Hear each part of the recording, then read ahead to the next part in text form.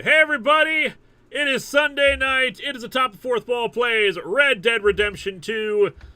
We are moseying along, little doggies. We've had to move our base camp from where we were because the Pinkertons and the rich people are after us. Joining us this evening for our cowpoke adventures, we've got Eliza. I'm here like always. And we've got Lotus Prince. Greetings, everyone. Alright, and we should just get right into it. Yeah. I'm gonna... Yeah, there's some person who wants to talk to us about female suffragette.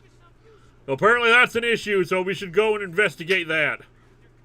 Yeah, sounds like a good thing to investigate. Step 1, make sure you know what suffrage means before you answer any yes or no questions. Here's a real question here. Can we blow something up to get women to vote? I say we blow up Congress. Because I'm all in favor of going on a rootinest, tootinest Wild West adventure if it means giving women the right to vote. Yes. But just watch out for your number one most dangerous opponents, which is asking you if you're really sure you want to save over your previous autosave. Yes. I did that right before we started. Oh, did you? Nice.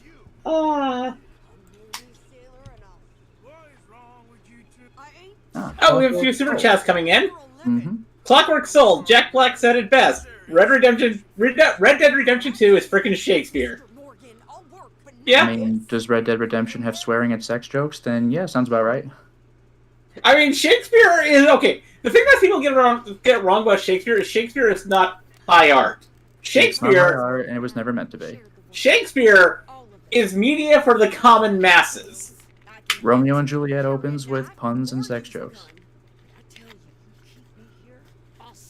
Basically, the closest example to Shakespeare that we have in the modern world are soap operas and comic books. Shakespeare might possibly, like, if he's not the earliest, he's one of the earliest people who did, like, a your mom joke. Like, as in, not your mom is so fat, just like, your mom.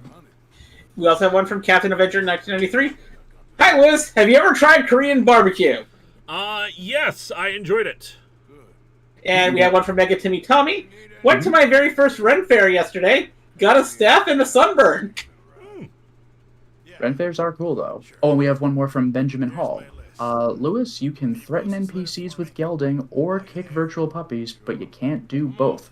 Also, when are we whacking big OTS? I don't know what that is. Neither do I. I don't know about that, but I do know that I prefer to threaten people with gelding rather than kick puppies. Yes, we never kicked a puppy. We never did that. Maybe in some darker alternate timeline, but I do not recall any such thing ever happening. Well, you know what? I can very safely say I didn't. You did it. Thank you, Lotus. I certainly never did that thing. I'm just watching. But yeah, Shakespeare's a hell of a time. Like, you have undone my mother. I have done thy mother. And it's like, oh! Yo! Mario says, Sadie is one of the best characters in RDR2. Ah, nice. Why do I feel like we're going slower than we were just riding a single horse? Oh, and someone like that one a-hole in chat says Romeo and Juliet was the first grimdark ending, if you think about it. I will say this, Romeo and Juliet was like a play adaptation of a then famous poem that already existed. So everybody already knew Romeo and Juliet's like ending to the point where the play declares what it is at the beginning. So like that wasn't Shakespeare, that was Shakespeare like doing a take on it. Also, yeah, go ahead. We have Hanimaru. I just wandered into the stream and I hear Shakespeare and your mama. What have I missed? We're talking about how Shakespeare didn't do high art. He did mass media art. Yeah, he had some pretty lewd jokes like snuck in there, but like they're like very obviously snuck in there. It's like just enough to dodge the censors, like you see on TV today, where it's like stuff's like saying freaking instead of fucking. He like just close enough. One RHPS fan says, I haven't tried Korean barbecue even though I have had a Korean girlfriend. I don't know if I've tried Korean barbecue. I've been to a Korean restaurant, like in K-Town in New York, and it was very good. Yeah, there's a place where I used to live that I did Korean barbecue and vegan. I went there on occasion. I had Korean barbecue at this place where they gave you the meat and you cooked it at your own table. Ooh. Oh, nice. It was delicious. Oh, another chat is mentioning I still can't understand Shakespearean dialogue. Here's the thing, it's regular dialogue. It's just that, like, it's 10 syllables and it rhymes. Like, nobody talked like that back then. It's just, like, you can better memorize your lines if they rhyme. There's actually a literary theory that he wrote that way to make it easier to read, but for the actors, because the actors like to go over the top. Yeah.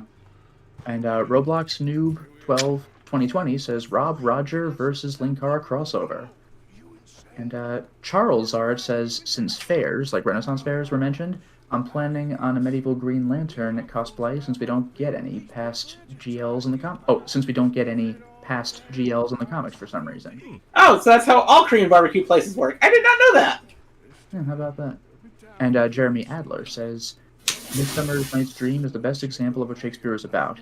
I do know what you mean, but strangely, I missed that one. Like, most people read that one, and, like, in my class, I just didn't. I read other Shakespeare plays, but Midsummer Night's Dream is the one that, like, it's usually people's intro to Shakespeare. Yeah. Mine wasn't. My first Shakespeare play... Go ahead. My first Shakespeare play was Hamlet. Wow, for a first, damn. Mine was Romeo and Juliet. Yep, I think Hamlet was our first two. Back in elementary school. Not Hamlet, it was Macbeth for us in elementary school. In my elementary school, they had us perform Hamlet. I was actually in it. I played the ghost. Oh, nice. I didn't jump on stage. I just was underneath the floorboards yelling out my lines. I did Hamlet and Macbeth in senior year, Romeo and Juliet in freshman. Although, I guess you could say Hamlet was my first because I saw Disney's The Lion King in theaters. Okay, I dislike The Lion King, but I'm not going to get into that. It's but just either weird way, that we were doing Macbeth of all things in elementary school, which I remind you is the story about murder and a woman going insane and assassination. Active incitement to murder too. Also, Hanyamaru says, to be fair, Shakespeare does sound better in the original Klingon. Yes. I just said the only thing I have a problem with is was constantly saying the Scottish play's name because I spent a long amount of time in theater growing up. Yeah. Oh, Glamis and Podar. And you are taught the one thing you are taught in theater is to never say the name of the Scottish play. Yep. Yep. But I mean, just I can't. Just I don't care. Also, another chat message says, well, how about Much Ado About Nothing? I did that one in freshman year. I never saw Much Ado About Nothing. At least I don't recall ever seeing it. I talked about this in the Sandman retrospective. Like, pretty much all, like 99% of my experience with Shakespeare is the tragedies. It's the it's the big serious ones. Like Comedy of Errors was the only like proper Shakespeare thing in terms of the comedies that I've ever seen before. I want to say I've seen As You Like It in one form, but damned if I can recall what the hell the plot was of it. Yeah, I think my only comedy was Much Ado. Oh, I've never touched any of the histories, though. Also, there is a question. Did anybody see the modern-day Romeo and Juliet movie that kept the Shakespearean dialogue? Romeo plus Juliet? Oh, I've seen that a number of times, and it's hilarious. Yeah, the one where they call their guns swords, and the one where they're like, don't mess with Tybalt. He knows all these Italian names of fencing moves, even though they're talking about guns. It's very clever and high energy and goofy, but I kind of love it because of that. Yeah. I actually I took a Shakespeare class in college. It was like and I recall that specifically because it was during one of those classes right before it started that I wrote the first video of Atop the Fourth Wall. Because I was doing my whole 3-part thingamabob, but the 3-part transition into videos, and there's plot stuff happening in the game. Also, Megatimmy says, oh, I have so much to say about Romeo and Juliet, though they have been said before, and I love that movie too. Okay, my thoughts on Kenneth Branagh's Shakespeare films is, you guys know I don't watch a lot of films, right? I am not a person for watching movies. Yeah, during that class we watched Romeo plus Juliet. We watched Tromeo and Juliet, and we watched the Tudor show. Most of the movies I watched, the large period of me watching movies was in my film studies class in college, because I was required to watch like 3 movies a month. Oh, anonymous user says Othello. That's one of my favorites. Like, I've never seen Othello. Othello's great. That's if you were ever like, this was a weird decision. Like, you know how in Disney's Aladdin, Jafar's bird is called Iago? Yes. Like, the villain of Othello is named Iago, but like, I don't know if it's a coincidence that Jafar's bird is named Iago or what, because he's nothing like the Othello villain. Like, the Othello Iago is a guy who was like passed up for promotion, and then therefore he becomes the villain of the play. If you really want a good character that's named after Iago, go to watch Gargoyles, where the one that becomes Cold Steel is their original gargoyle name was Iago. Oh, good stuff. Because the one that becomes Cold Fire was originally called Desdemona, and Cold Stone was originally Othello. Interesting. They were the only gargoyles outside of Goliath that had names before coming to the present.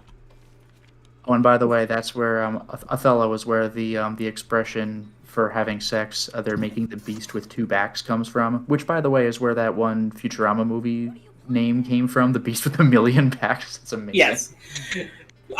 Gargoyles is one of my favorite animated series of all time. Oh boy, interesting. What? So the guys who just tried to rob us for a toll that we all just killed, turns out they might be former Confederates. Ooh! Guilt-free! Oh yeah, and at the very least, they seem to support the Confederate cause because they don't like them Northerners getting into our business. So yes, I believe so. So I feel little remorse about shooting these people. Like I said, guilt-free. Go nuts. Hanya Maro says, honestly, if you want examples of stories who most people only know more recent versions of, try consider how much has changed in the modern retelling of the Brothers Grimm's classic fairy tale. Well, yeah, every animated Disney movie that exists is like a more family-friendly version of some story that already exists. Yeah, for the most part. So people are like, oh, I can't believe they're changing this or that from the original Disney movie. It's like, well, Disney already changed stuff. Yeah. Yeah. Because the first version you guys have experienced of the tale doesn't mean it's the only version of it. Mind you, the Disney versions tend to have become the most iconic because it's Disney. Yeah. And like Little Mermaid, for example, nobody had names in the original story. And the Sea Witch was not a villain. The Sea Witch was just like the local apothecary witch where like the Little Mermaid was like, I want to be able to walk on land. And the witch was like, I can do that for you, but one of the ingredients for the potion is your tongue. Are you okay with that? And she's like, yes. She's like, all right. And that was that. And there's actually, if you go back and read some of the, earlier drafts of Disney's version of The Little Mermaid, Ursula wasn't the villain until around draft 4 or 5. Oh, interesting. The original villain of the movie was Triton. Oh, overbearing dad? Yep. They originally planned for Triton to be the dad and Ursula to be Triton's sister. Hmm. Oh, and one RHPS fan says, so why is there a game named after Othello? Yeah, I don't know what that's all about. Okay. Here's actually the thing. The game is not originally called Othello. It didn't pick up the name Othello until around the 1960s. It was originally just called Reversi. Oh, but then was a much better name. But then they came up with a new rule set. The secondary rule set became called Othello. Okay. Because the secondary rule set changes how the point scoring system works.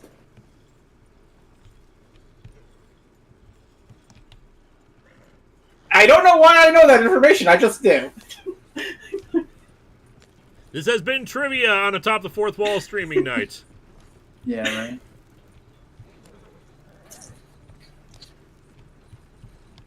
Man, we've been in this new location for 5 minutes. We've already shot like 10 people.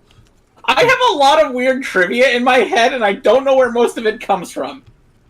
Oh, by the way, I saw an earlier comment that said we all know, Igor from Frankenstein as being a hunchback, but he wasn't in the original movie. There's a lot of that's one of those weird things because conflation of various Universal monster movies together. In Son of Frankenstein, it's Igor who's the hunchback. In the original, it's Fritz. Yeah. Well, not only that, but like in Frankenstein Meets the Wolfman, I think the Frankenstein monster is like blinded and is like staggering, trying to reach out in front of him, and that's where we got that classic like he reaches out like a zombie whenever he walks. It's not whenever he walks; it was like 1 3-second scene. Yeah, because it was continuing on from House of Frankenstein, where Igor got his brain put into Frankenstein's body, and apparently he was supposed to talk.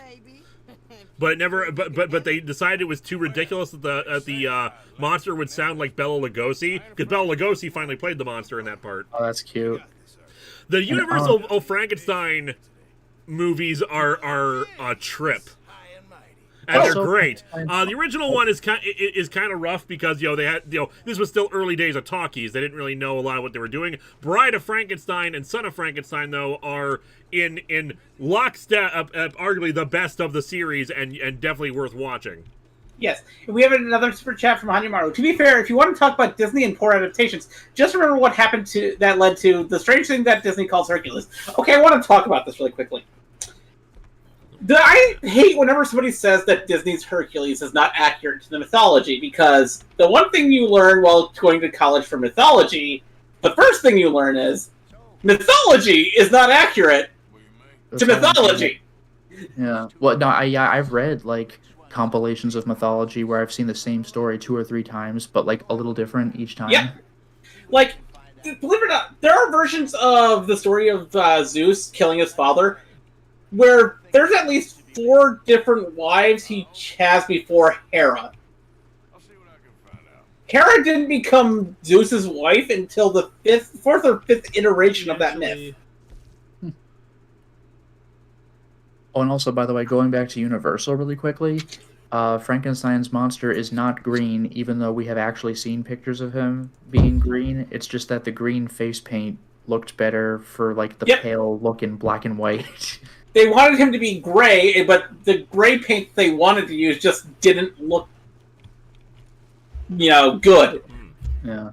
So I've seen gray Frankenstein's monsters before in different media, and I'm like, that's weird, but apparently that's the more accurate version. Yep.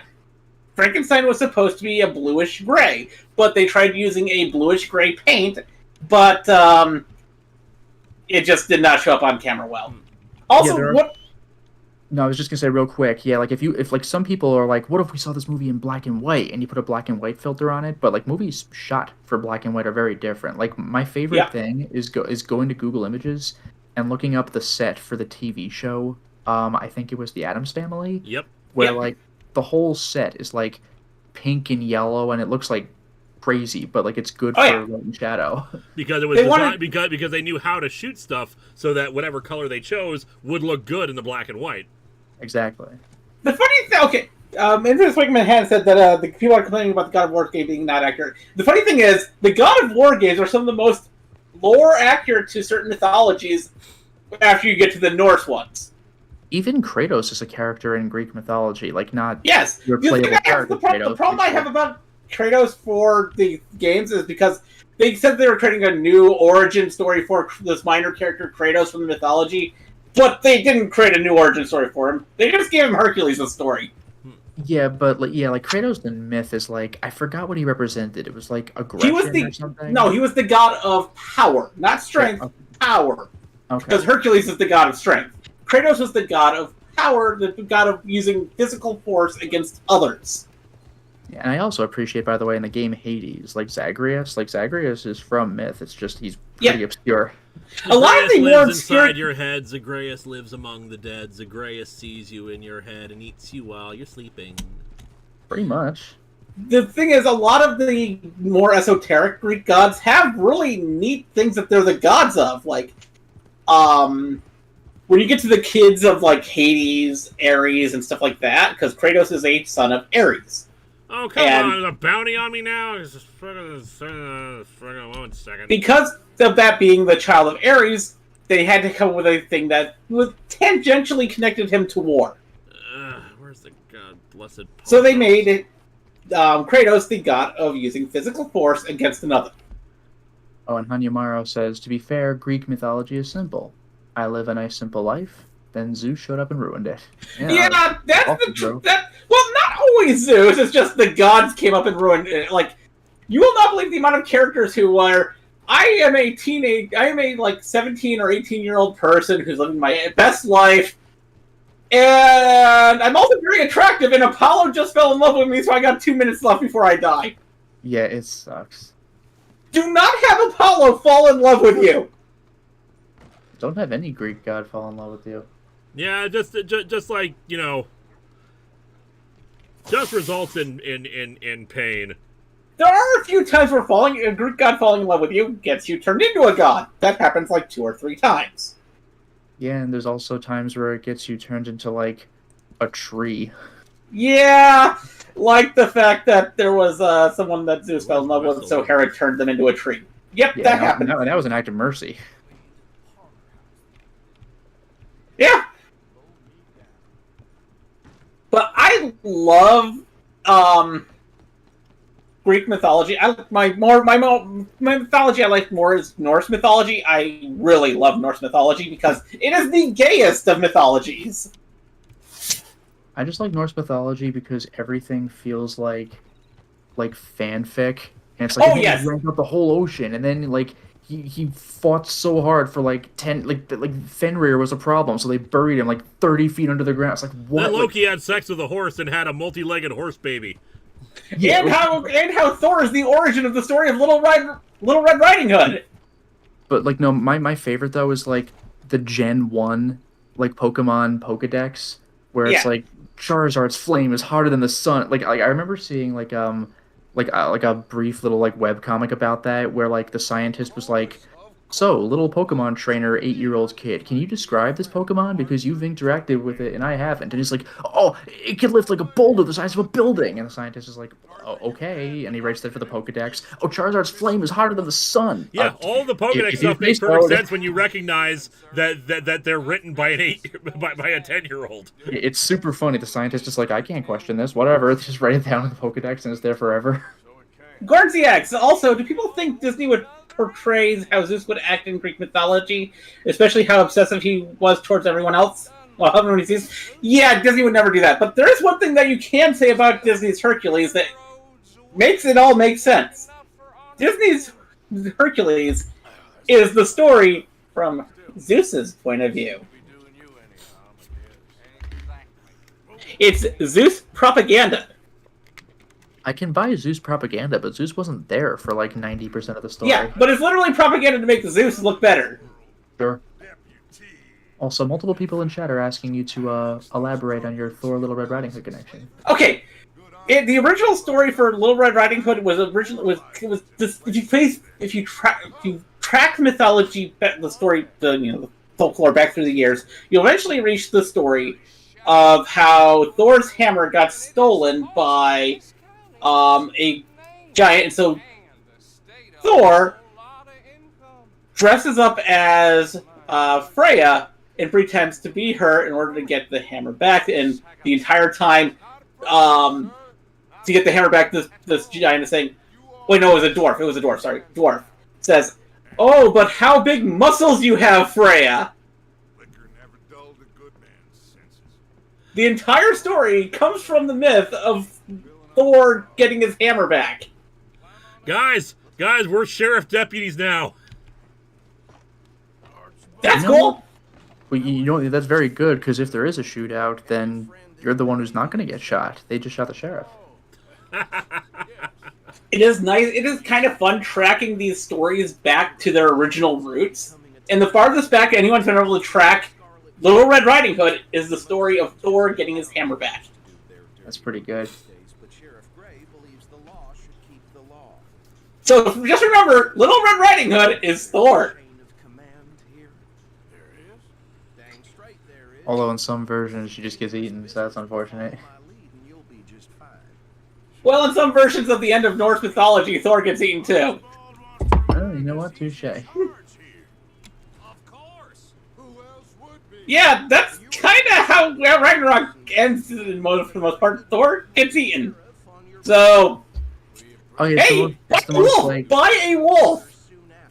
Well, the version of Ragnarok I enjoy because it's like, again, it feels like fanfic. Is he's fighting Jormungandr and he kills him, but Jormungandr is like the world serpent and he's like so big he surrounds the world multiple times. So like when he dies, he bleeds out and there's so much blood that Thor drowns in it.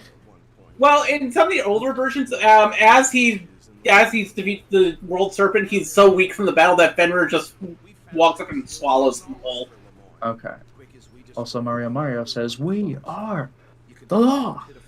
We are the law. Okay, there's a lot of different versions of Norse mythology, like all mythologies. Literally, any mythology is different from one part of what is now the same country, to another part of the same country. By the way, did we miss Gorn ZX's? I got it. Oh, you got it. Okay. We are now just waiting on Fruity Groovies. Okay. Yeah, they just posted. Okay. I've been trying to keep up with the super chats today. I have a lot of energy today after just taking a nap. Must be tough being rich, huh? Good, man. Yes, I watch overly sarcastic productions all the time because I like their stuff. I got started on them through their them talking about Journey to the West. I love Journey to the West, and I always wanted somebody to like jokingly condense it down even further so I can show it to my friends so they can see why I like Journey to the West. I can't believe ancient Chinese fairy tales ripped off of Dragon Ball. Pretty groovy. Well, I'm definitely able to see Shin Kamen Rider for that Fathom event. Anybody else going to see it on the one day it's showing? Wait, it's only showing on one day? Yeah. Nope. Yeah, no, I don't go to movies! Yeah, I did see the Super Mario Brothers movie because I was invited, but other than that, I hadn't been to the theater in 4 years. The last time I went to the theater,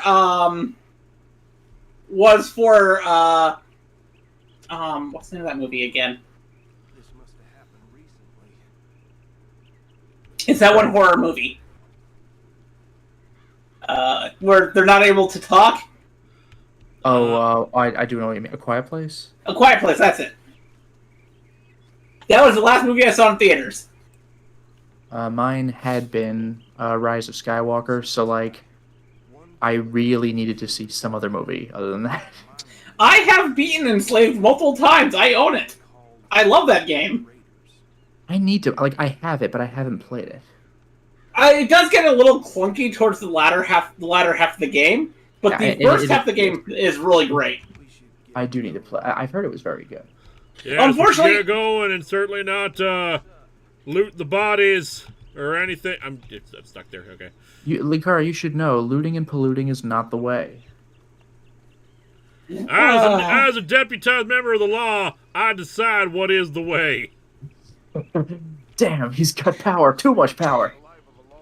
Dang it! It won't let me take the canned vegetables. But Enslaved was actually supposed to be the first part of a trilogy of games, but because Enslaved, well, kind of didn't do well in sales. Yeah, the second and third games never happened. So it's the first part of a trilogy without the second and third parts of the trilogy. That's weak. And I think Enslaved has DLC. I gotta look into that. It'd probably be easier to play on PC at this point. Like, I have it on PS3, but, like, at this point, buying stuff on the PS Store is just a schlep.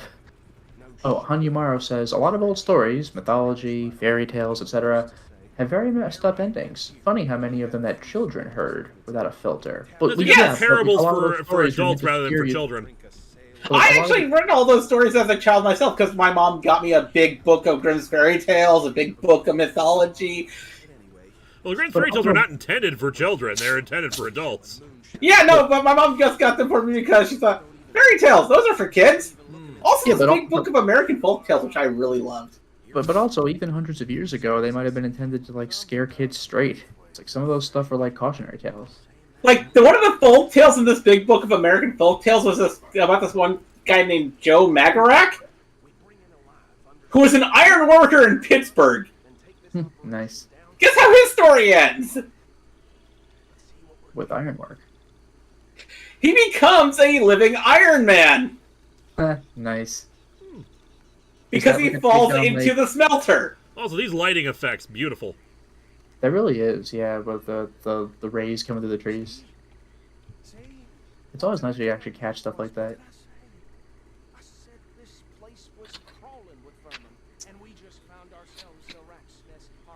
But yeah, there's a reason why I went to college for mythology. Mega Timmy Tommy says, just a reminder to watch Overly Sarcastic Productions. I have seen the Shin Megazord toy commercial. It is amazing. It's Evangelion, Ultraman, Kamen Rider, and Godzilla all merging together into a Megazord. God damn. And it is so epic. Gotta knock out the moonshiners without being spotted. Knock out the moonshiners. Man, go after Pinkertons. Moonshiners just trying to get by.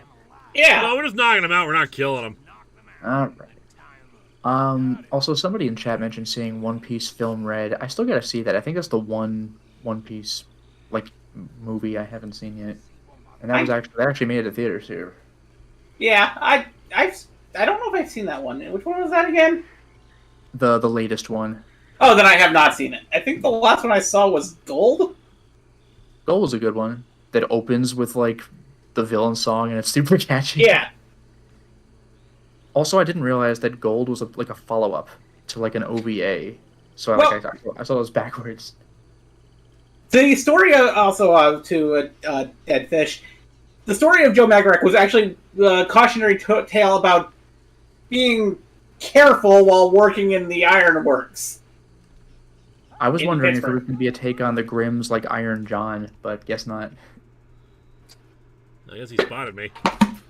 Also, that book of the American folk tales is where I learned about my favorite folk hero of all time. John Henry, John Henry, John Henry was a mighty man. I don't think I know that one. John Henry? Born with a hammer in his hand? He died defeating the rail worker guy? Yeah. Okay. Did we get Timmy? Yeah, we did get yours, Mega Timmy Tommy. We said it a little bit ago. But I love John Henry. The story is just who, like, beat the machine. Yep. Okay. He showed the power of the human will to beat machines. That was pretty kick-ass.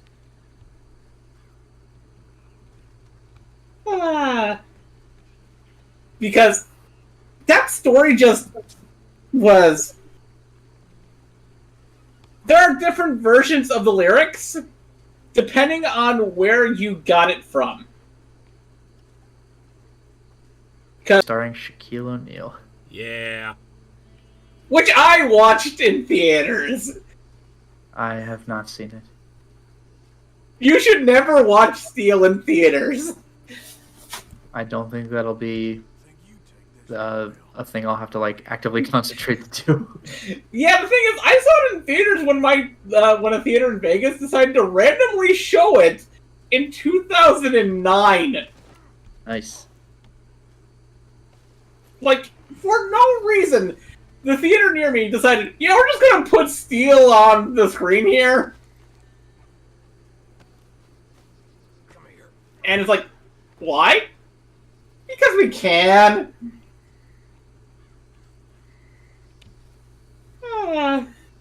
Like, they would constantly just show these, like, schlocky bad movies that nobody watches.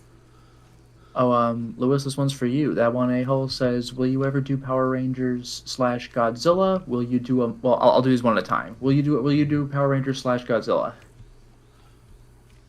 I will most certainly do Power Rangers / Godzilla at some point. I don't know, about a month for comic crossover is not a bad idea. Mars Attacks for Longbox, maybe. I've never actually read any Mars Attacks comics. Any other top 12 favorite Star Trek episodes? No, there's no real update about it because, like, No modern Star Trek episode has shifted the position of anything. Mind you, I might do like individual lists at some point for like different series. My family still gives me crap for liking Spectre of the Gun. Oh, and Gorn ZX says, I saw Ant-Man 3 yesterday, and man, I have never seen a Marvel movie that was that bizarre and ridiculous. Still haven't seen it yet, so no spoilers. I'll check it out myself soon, because I think it's on Disney Plus now. Yeah, I was going to check it out now that it's on Disney Plus, but I've heard it was... One of my girlfriends said that it's very, very silly, and because I tend to like the sillier Marvel stuff over the more serious Marvel stuff. It depends on my mood. See, I like Thor Ragnarok, and I love the balance of the goofy with the with the serious stuff. But I feel like Thor: Love and Thunder shifted it to too much comedic, and there was not as much good character stuff as a result, and it hurt the movie. It's not bad. I still like Thor: Love and Thunder, but I felt like it could have been as good as Thor Ragnarok, because I saw Thor Ragnarok multiple times in theaters. I loved that movie that much. I didn't see it in theaters, but I think Ragnarok is the one that I have watched the most, even though it's not my favorite, but it is such a great film. But I think one of the problems that they have with Love and Thunder is the fact that they have Jane Foster die at the end, even though they didn't need to do that. But I know what they were originally planning on doing, the Valkyrie story, where she dies and then comes back to life. But they're not going to be able to do that now that, Hemsworth's leaving being Thor.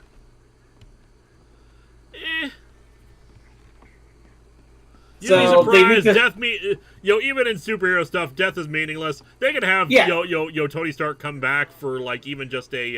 One thing is that they're not going to be able to do it the way they wanted to do, which was do a story, the 3-part story where it would end with Jane Foster becoming the new Thor.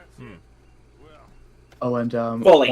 One RHPS fan says, by the way, Linkara, one of the classic Doctor Who episodes you will review isn't good. It's Ace with the baseball bat. Nice. You know what this means? MCU debut of Thunderstrike. Can you imagine? Oh God, no! Oh my! Select the dynamite. Thunderstrike is the worst person to be. Kevin Nash is the worst. Wait, was it Kevin or Eric? Which one was the son? Which one was the father again? I forget. In case you missed the poll, we are for Doctor Who's 60th anniversary in November. We are one of the episodes will be. Woo! Will be a classic Doctor Who review.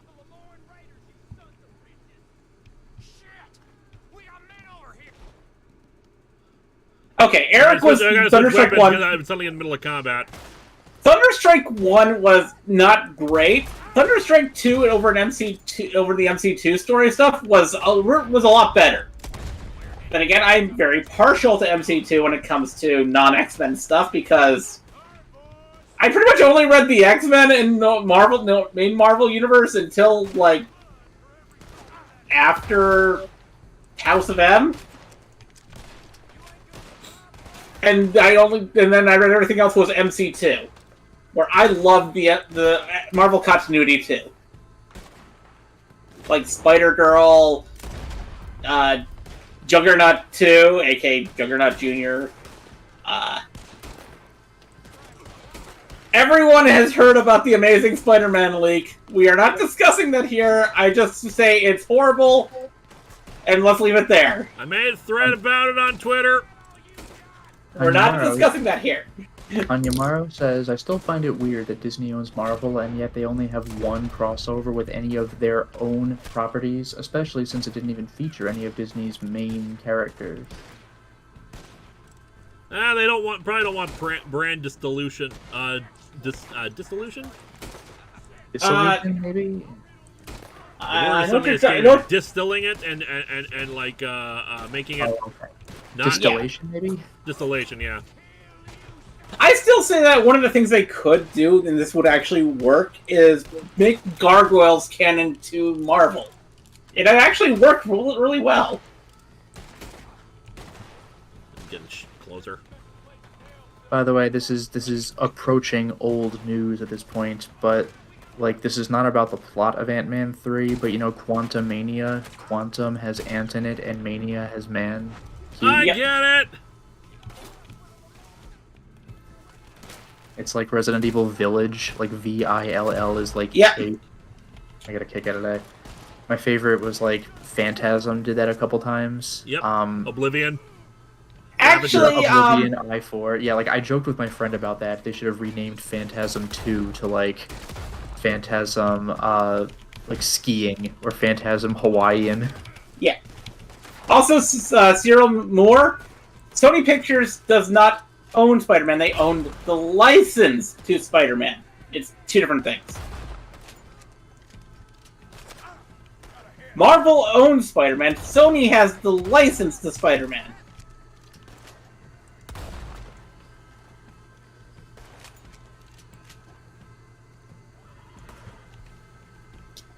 Looting. Looting is tootinest. Looting and polluting is not the... Oh, never mind. Actually, Gargoyles has both a static and a dynamic timeline. It has a static timeline when you utilize the Phoenix Gate, but it has a dynamic timeline otherwise. It's only the past that is static for Gargoyles, not the future.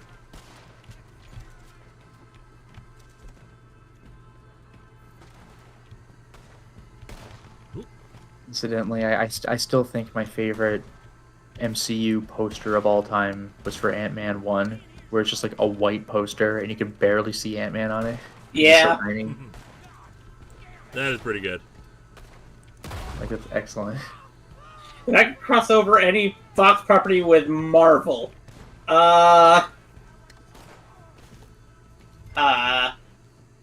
Just get weird. Like I'm Elliot. trying to remember properties that Fox owns! Wait. Especially because Disney owns a lot of Fox's properties now. Yeah, no, I'm trying to think of what properties were originally owned by Fox. Was that movie owned by Fox? Was that movie owned by Fox? Family Guy. Just make it a TV show. Just make it weird. Arrested Development. Hang on a second, Dutch. I'm looting bodies. So many shotgun shells. Yeah, it feels good to get free ammo. Yes, it was. Okay, I would cross over the Great Lakes Avengers and Robin Hood Men in Tights. Okay, explain your logic for this. Because Robin Hood Men in Tights has the Merry Men being very, very, very, lame for essentially a bit like a better word. No, we're just merry. And when you think about the most pathetic superheroes at Marvel, your mind will always go to the Great Lake Avengers.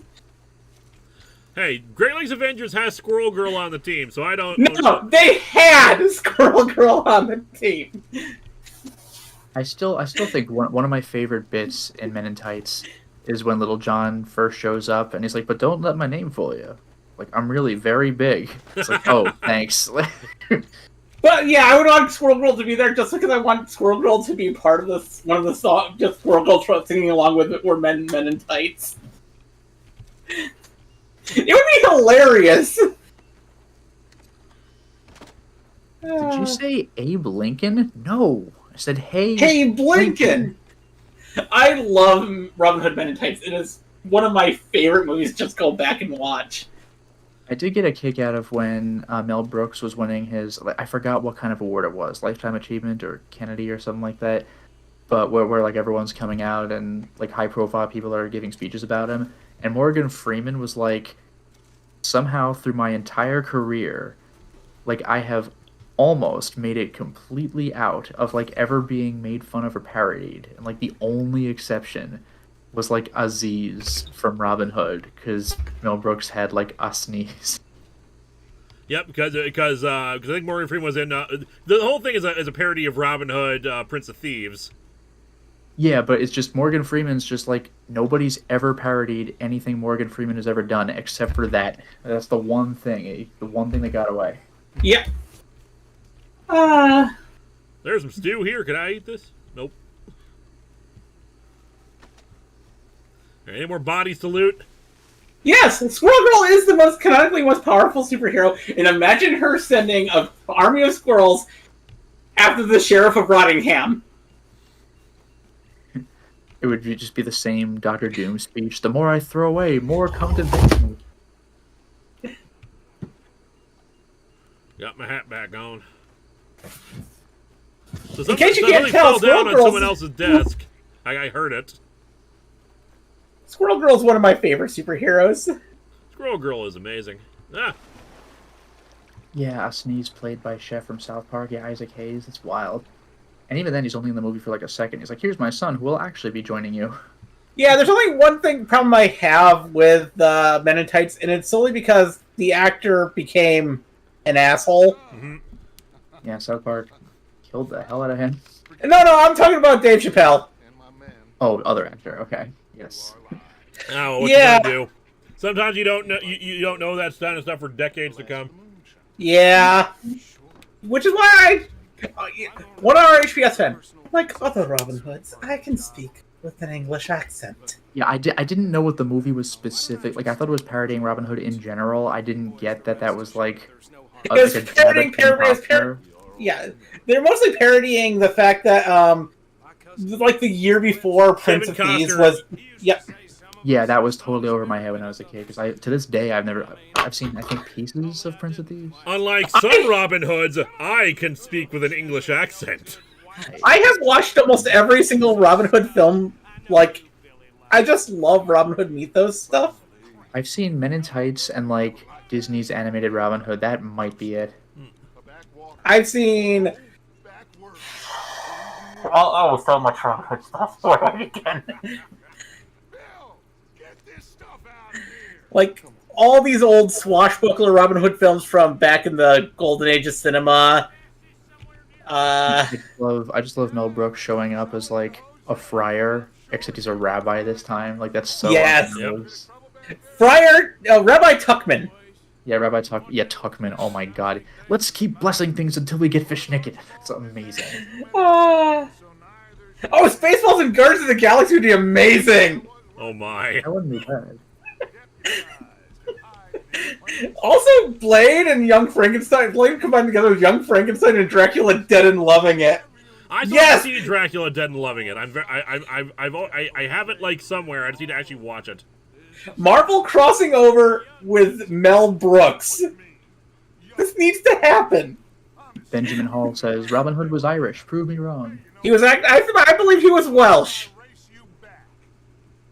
By the way, one little bit I love in Young Frankenstein, you know the very end where it shows Igor playing a musical instrument, like from the wide exterior shot of the castle? Yep. Yes. Do you remember what he's playing? I do not off the top of my head. Not a song, but the instrument. Yeah. I don't remember. Of course, it's fucking Mel Brooks. He's playing a shofar, which just really made me laugh. Ah. Yeah, I can see Robin Hood being Welshy. Actually, have you guys heard of like shofars? Doesn't ring a bell, but I could. But. Yeah, there's a lot of instruments out there I've never actually seen or heard of before. It's very Jewish. Like, you know how they call a lot of like brass instruments like horns? Like, yes. A shofar is literally a ram's horn. You played at like in synagogue on like holidays. Seeing that in the movie just cracked me up. It's like Mel Brooks has to get as many Jewish winks in as he can. Like, Yep. Even on the poster for Blazing Saddles, there's Hebrew that like it just reads gibberish, but like it's basically the Hebrew equivalent of like, instead of kosher for Passover, it's like kosher for Cassover. It's like, thanks. Yes. That's just on the Blazing Saddles cover now. It's just there forever. Also, did you know that the most famous song to Robin Hood Men in Tights, we're men, Yeah. men in tights. That was actually him reusing a song he had made for another movie. Oh, that's great. Yeah, it's basically reusing Jews in Space from Yep. You're right. I never thought History about of the World. that. Right. Oh, by the way, and speaking of Jews in space, their little ships also had Hebrew on it that even I could, like, I can't read Hebrew, but I can pronounce it out loud. And there's little Hebrew characters on the ships that said kosher. How about that? Yep. Read as much as you can. We're just piloting Jews spaceships out in and everything. space. Like, just Mel Brooks. Mel Brooks loved God damn it. reusing stuff. Well, He was- he directly called out Blazing Saddles in Robin Hood Men in Tights. Yep. A black sheriff? That'll never work. It worked in Blazing Saddles. And also, Hey, it's good right to be the there. king. Yep. Mel Brooks himself said it, and Mel Brooks himself said it. Yep. I was so close. That's annoying. I do love that one line in Blazing Saddles. While you will all be out there risking your lives, I will be risking an almost certain Academy nomination for Best Supporting Actor. I was like, man, Yeah. he didn't get that either. I was so sad when I looked it up. I still need to see History of the World Part 2. Yeah. Yeah, it's crazy that he actually made it. The fact that that was the first thing he came back to do after stopping just making anything after the nightmare that was what was originally promised to him for the Spaceballs TV show, and then the kind of bad thing that actually happened.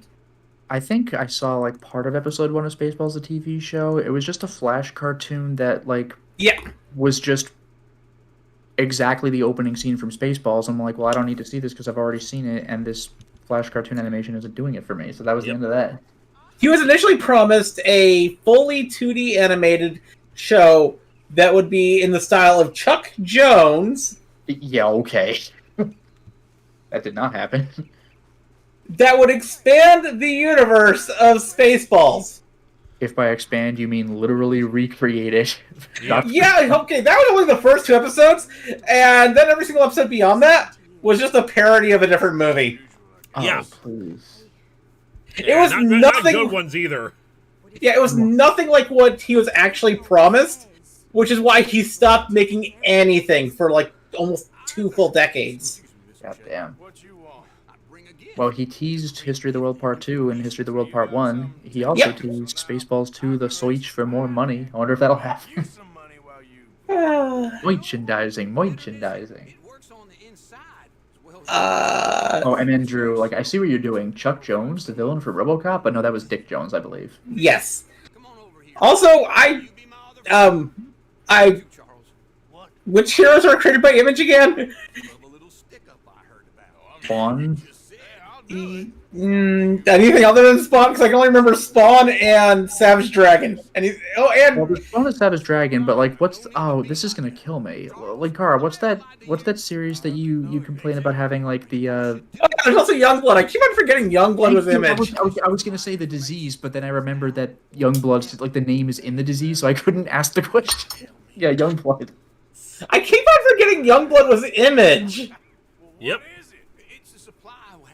It was like it was like their first title.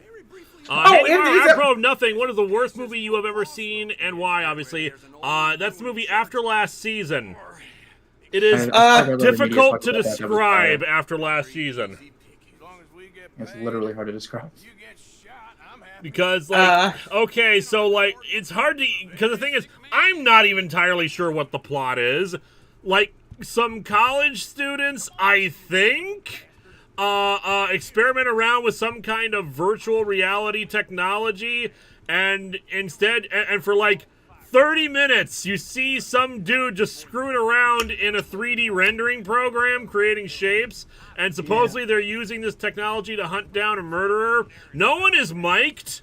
They only have a single spotlight to light scenes, and they move it with every time they change camera angles. There's a cardboard MRI machine at an early point. A hospital is just someone's room in their house. You like clearly. And again, like no one is mic'd properly, so you can't understand what the hell anyone is saying.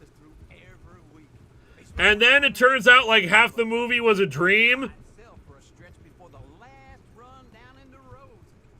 And then, like, they just resume as if nothing happened. It's bad. It's really, really bad. I gotta equip my bandana. I think for me, the worst thing I've ever seen is an American movie that takes... An American live-action movie that takes... that combines itself together with a large portion of the Mamoru Oshii anime movie Angel's Egg. Oh, I know what you're talking about. That I think Red Letter Media covered that one as well.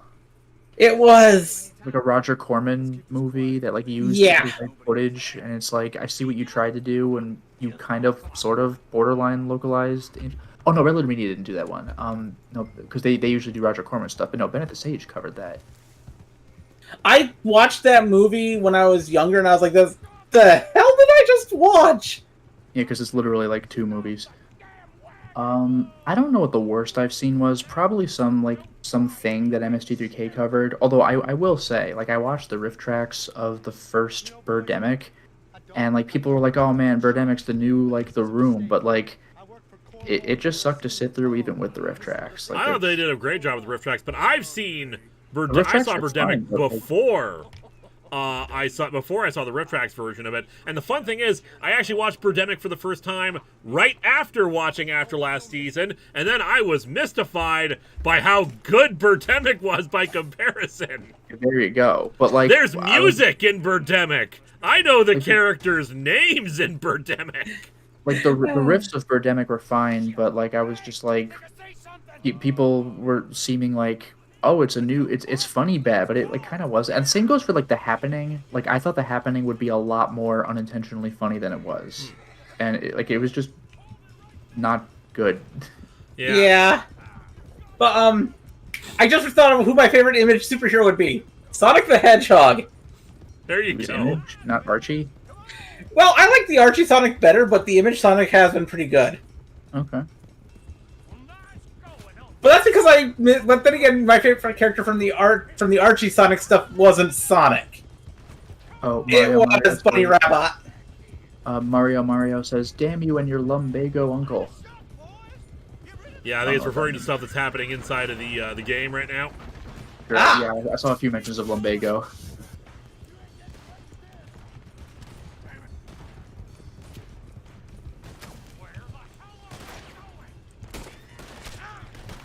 And yeah, the plot of The Room is mostly good, but the movie was planned 9 levels of bad. Yeah, like there's an idea for a plot in there, but they just like sit on it for like the entire movie. It's a pretty basic idea, but like Yeah, it still makes for a great drinking game.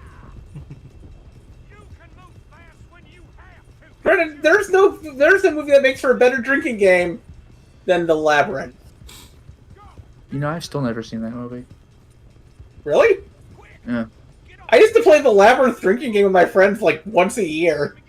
Like there are a bunch of like classic like 80s movies, like the Goonies. I've just never seen them. Oh, it was IDW that did Sonic. Sorry. Well, then I gotta yeah, find IDW is new favorite Image character. I really don't read a lot of Image stuff. Sorry. No. Yeah, IDW's got like the Transformers and Ninja Turtles now. No, IDW doesn't have Transformers anymore. Oh, okay, not anymore. Yeah, they decided to not renew the license for some reason. That one a-hole has a few questions. Favorite superhero movie? Oh, I guess we'll start with that. Favorite superhero movie? Batman Begins. I'm stuck between Spider-Man 2, the Raimi one, and oh, I just lost it. Maybe The Dark Knight was also very good. Guardians of the Galaxy Volume 2. Right, and favorite best worst movie? Favorite best. Okay, so our favorite terrible movie that we still love. Yeah, like fun to watch, bad, like The Room or something like that. Yeah. The Mario Brothers movie. Oh, the old one. Yeah. I don't mind The Room, but like I can't keep watching that. Like, it's funny like every so often. Favorite portrayal of Batman, cartoon and live action? It's Adam cliche. West. Adam West is damn good, and as cliche as this is, I might go with Kevin Conroy. I'm going with Adam Animated West. series for me as well. Favorite Star Wars movie? Empire Strikes Back. Ewoks, Caravan of Courage. It's A New Hope or Empire. It's one of those. I don't know which. Favorite Star Trek film? Wrath of Khan. I've only seen 2 of them, so I will also go with Wrath of Khan. The Undiscovered Country. And finally, from the same question, favorite comics? X-Men? They were calling JLA/Titans the Technus Imperative. Although, if you mean my favorite comic book story ever, I would have to go with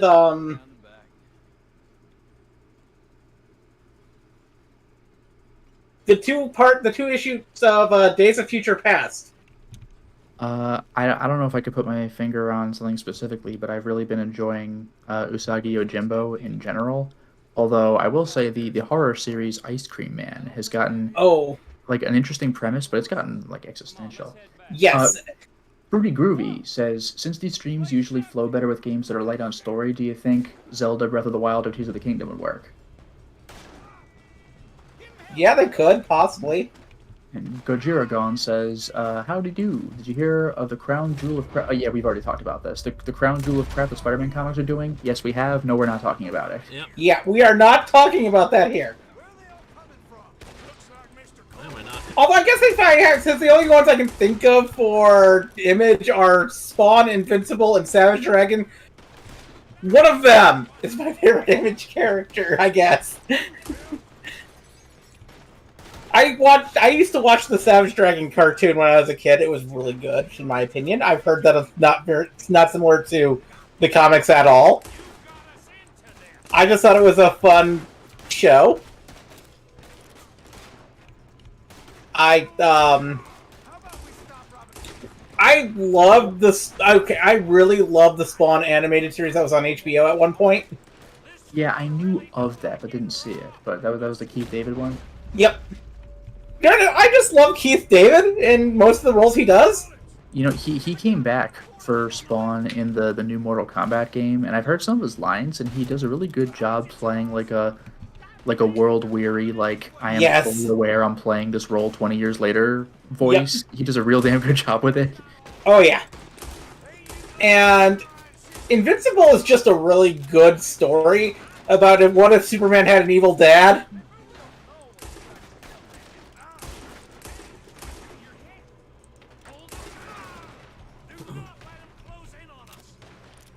I've never seen the Savage Dragon. I never read the Savage Dragon comics, but I loved the cartoon as a kid. Then again, I loved a lot of those animal people superhero cartoons that were around back then. You know, TMNT, Street Sharks, Wild West Cowboys of Moo Mesa, Biker Mice from Mars. Biker Mice from Mars, SWAT Cats. Oh, Hanyamaro says, people often seem to say that remakes are bad by nature. At the same time, we know of a lot of movies who have interesting ideas, but bad execution. So I have to ask, do you know a movie that you think would be good to remake? Like, good idea, but they stumble. Actually, you know what? I saw this movie recently, so I'm kind of into it. Like, you know the new Dungeons & Dragons movie? People are like, oh my god, they actually did a good job, and it feels like a Dungeons & Dragons movie. Because, like, what a refreshing change of pace from the 2000s one with, you know, Jeremy Irons. Yeah. My friends and I recently watched the real second Dungeons & Dragons movie from, like, 2001, The Wrath of the Dragon God. Yep. Kind of a mediocre movie, but it really feels like D&D. They cover a lot of, like, oh, I recognize that idea or specific thing from D&D. And, like, that movie with a proper budget, like, where it no longer looks like a sci-fi original, that would be interesting. Oh, I know. One of my choices would be the entire Chronicles of Prydain, and that means remake the Black Cauldron. But I want the entire Prydain Chronicles done. Do it for real this time. Yes. That one a-hole says favorite Spider-Man cartoon, favorite Spidey movie. Well, I already said movie, Raimi 2, but cartoon, I've only watched the 90s one, so we're going with that. Yep, Spider-Man animated series is my favorite. For me, it's a toss-up between Spectacular Spider-Man. I heard that was very good. And Spider-Man and His Amazing Friends. Simply because of how just off the walls stupid it can be sometimes. I'm on fire! Deputy, you're fired. In terms of favorite Spidey movie, probably No Way Home, honestly, yeah. For me, favorite Spidey movie would have to be, And I see a few mentions of Spider-Verse. That is also a brilliant... Oh yeah, Spider-Verse. Spider-Verse! Spider-Verse would be my favorite Spider-Man movie. Yeah, honestly, Spider-Verse probably, yeah. I'm sorry. Like as soon as you mentioned Spider-Verse, yeah, that's my favorite Spider-Man movie. Yeah. If I like the live action ones, I guess Far From Home. I like it more than No Way Home. But then again, that might just be because Mysterio is one of my favorite villains. Mysterio's entertaining. He makes me think of like the Riddler, where he's all about like situational hazards. If you ever actually catch the guy and punch him in the face, like I will say, the Spider-Man, I forgot if it was Spider-Man 2 or Spider-Man 3, the video game. There's a part where you get ready to fight Mysterio, and he's like, "Mwahaha," and it does. That's the Spider-Man 2 game.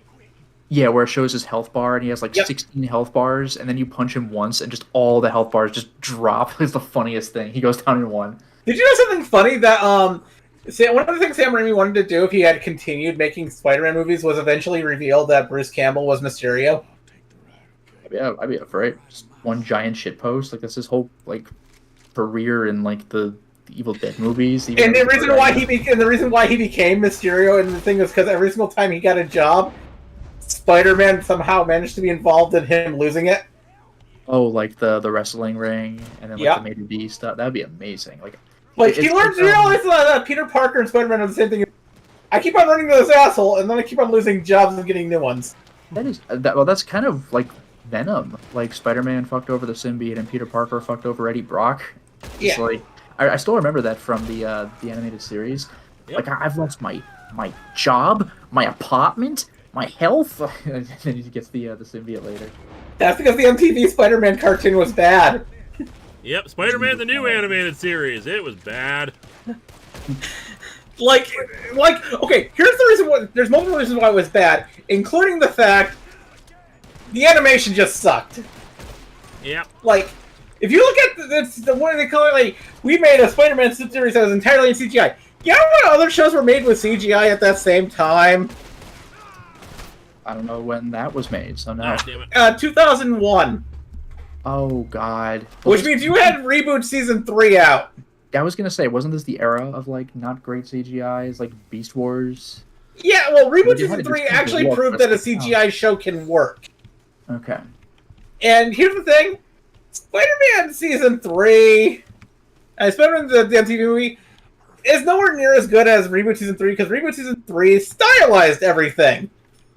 Well, that's the whole thing. Like, video game, like, this is a tangent, but video game graphics, you know, keep getting better and better, and yet they age and they age. Like, every generation, like PS3, PS4, PS5, it's like, this is the best graphics they're ever going to get. And then the next console generation comes out, and you're like, oh, well, Uncharted 1 doesn't look as good as it used to. Even Uncharted 3 doesn't look as good as it used to. But, like, Zelda Wind Waker from literally 20 years ago looks exactly as good as it did then, because it looks like a comic book. It's like all stylized and cel shaded.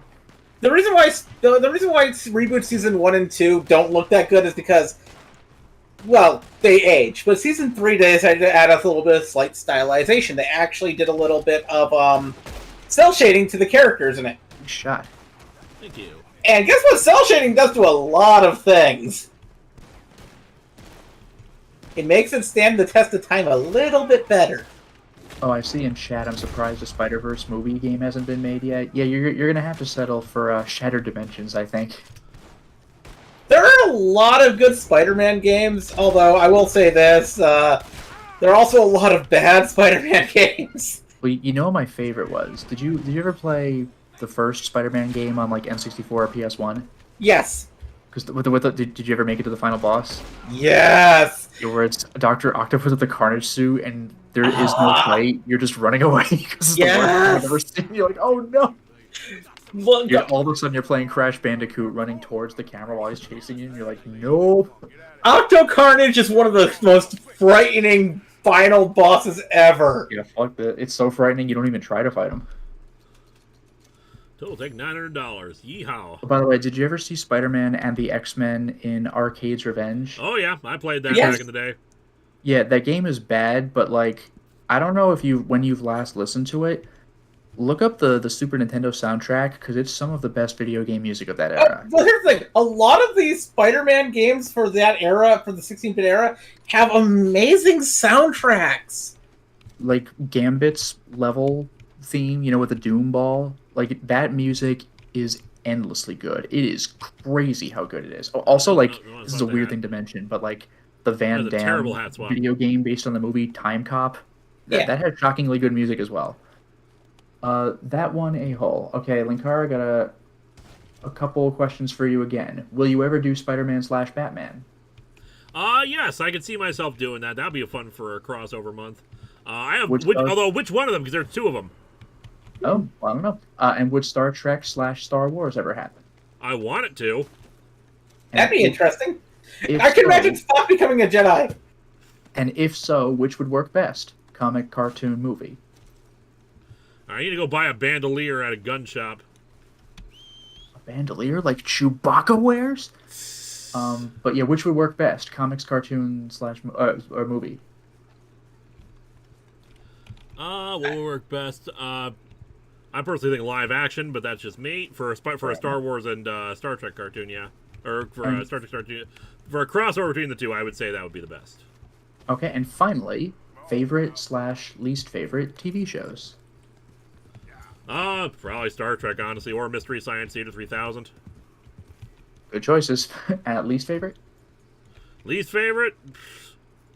It's hard to say considering I don't watch stuff that I don't like. I was gonna say you're not gonna make it like 20 seasons into something you don't like. Well, unless you get hooked on like the first 2 or 3 seasons of like Supernatural, and then continue watching it again, like I did. Also, the Duke says, you want to know what Spider-Man, the new anime series and reboot season 3 have in common? They both ended on unresolved cliffhangers that drive me crazy years later. Except reboot actually had a expansion to that cliffhanger in a comic form called Paradigms Lost that also ended on a cliffhanger. In Spider-Man the animated series, it was barely a cliffhanger because we could just assume that they found Mary Jane off screen because that felt like a series finale and just like, oh, we're just gonna go get Mary Jane. Okay, cool, we did it. Yeah. The funny thing is, Spider-Man Unlimited was one of the 3 ideas for Spider-Man Unlimited before they decided to just make it its own thing. Was to have it be a continuation to Spider-Man the Animated Series. You honestly can see it as a continuation of it, considering some of the stuff they bring up, and it feels like it feels like a sequel, even though it's not. Yeah, the 3 ideas that they had for it were 1, have it be a continuation; 2, have it be an adaptation of Spider-Man 2099 as a TV show; or 3, have it be a Ben Reilly animated series. Ben Reilly would be pretty sick. They decided on none of those and just make it its own thing. Yep. Which again, High Evolutionary is the main villain in that one, which is just weird. The thing is, I really don't like the High Evolutionary. Hello. Like, if you want to ask me who my least favorite Marvel villain is, it's the High Evolutionary, because every single time he gets involved in any kind of story, it makes it worse. My friends, I believe we found a clan meeting. Ooh. Well, I have a couple of ideas. Actually, no, that's not true. I lied. I have one idea. I have, like, one idea. Oh, I have 2 ideas. My mind is awash with ideas. My first idea is DACA. My second idea is more DACA. Also, I see in chat, this might be controversial, but I think the Spider-Man, Morales game is better than Spider-Verse because it focuses more on Morales himself and his, family life. I can get behind that. The Spider-Man Miles Morales game is actually my favorite Spider-Man game. It's very, very good. Oh, Cyril Moore has a question. What is your favorite X-Men movie and game? My favorite X-Men movie? I still like X-Men 2 quite a bit. Days of Future Past. It's one of the least amount of... Well, actually, no. Logan. I almost forgot about Logan. Oh, I see a pretty amusing comment in chat, which, Linkara, I think you were about to get behind, which said, those robes sure are flammable, aren't they? Yeah. And my favorite X-Men game is actually, damn it. I like I'm X-Men. trying to eat awful beforehand, but oh well. X-Men Legends 2. I've played the first Legends. I liked it quite a bit. I also like just X-Men 2 on the Genesis, where you turn. Oh, that's a good game. That is a good game. You turn it on and you're just instantly playing with no title screen or anything. Whoa! Oh, did you ever play X-Men 1 where you had to reset your console to advance? Yes, I actually sold that on accident. I put up a video of well, just I that. tried to kill the clan. Oh, by the way, the Duke says I was talking about the new animated series that's 3D animated with the unresolved cliffhanger. Yeah, that does have an unresolved cliffhanger, but the show was still bad in my opinion, mostly because of the animation style. A lot of the voice acting was just really poorly done, except for Neil Patrick Harris, who was actually one of the only highlights of that show. Oddly enough, that's me saying about a lot of things with Neil Patrick Harris. Problem is, I saw the dynamite right away and just and gunned it out of there, and immediately knew where I was, which is a damn shame considering I think it would be funny if I had blown up a bunch of them. Well, chat says you will meet them again.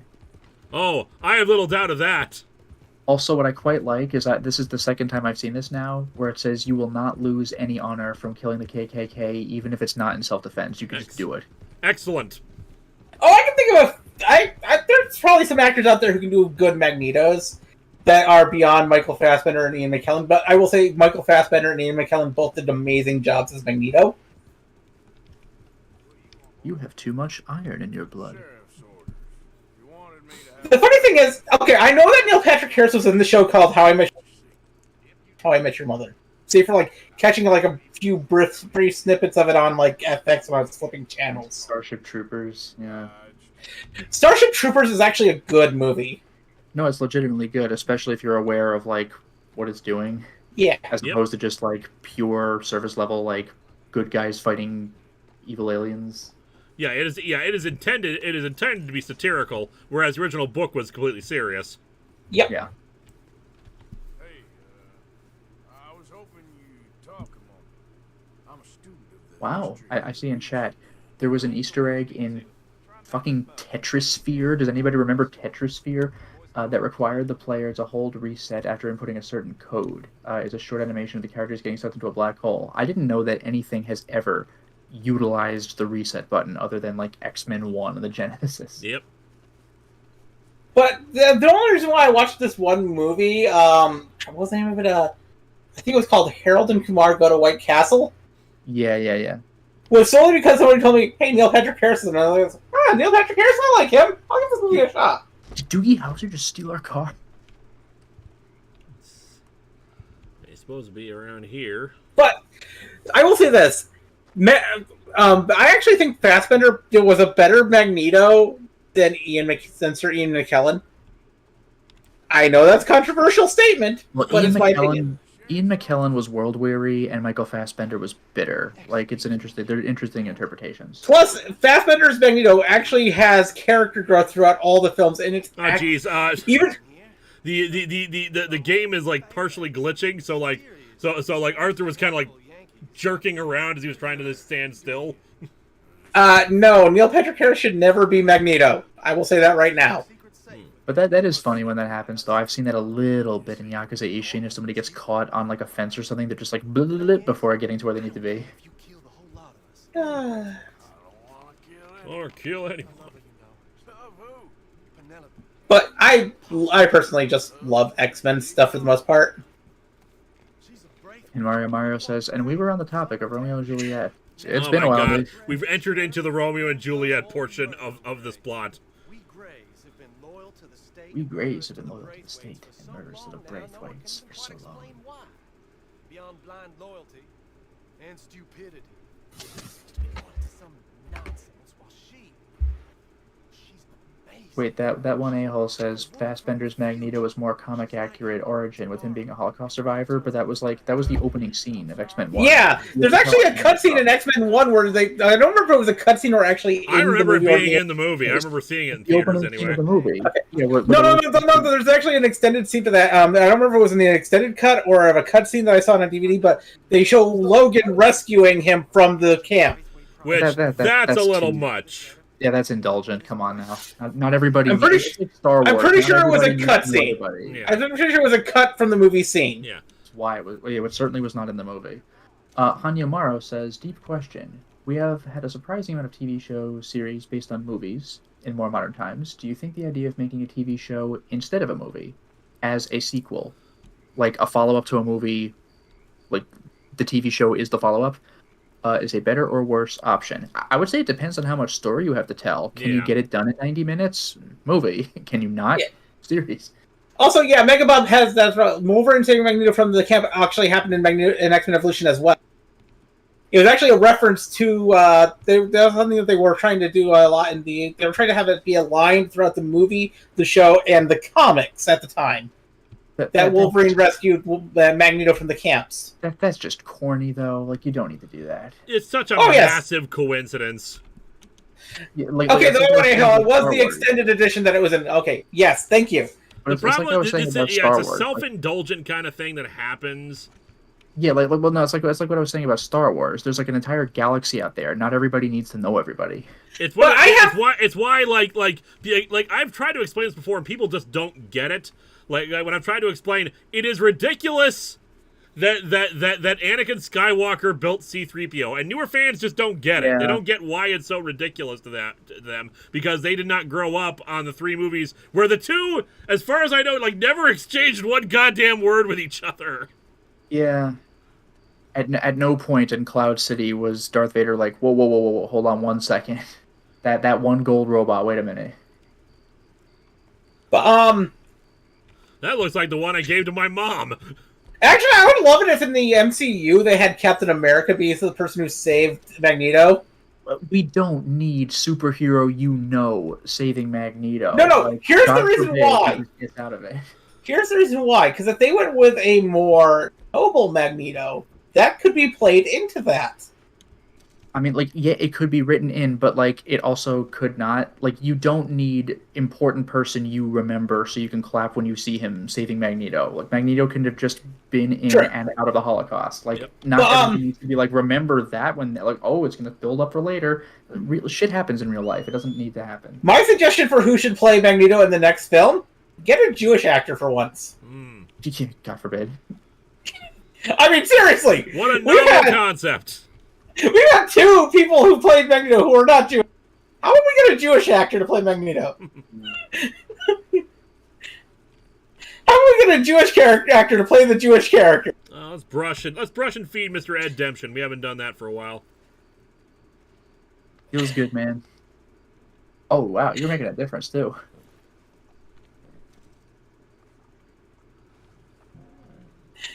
Just also, here's another idea. How about we get a Jewish character to play Shadowcat as well? Just the concept. I forgot that was a thing. How about we have this happen more often? Like, what a novel idea. And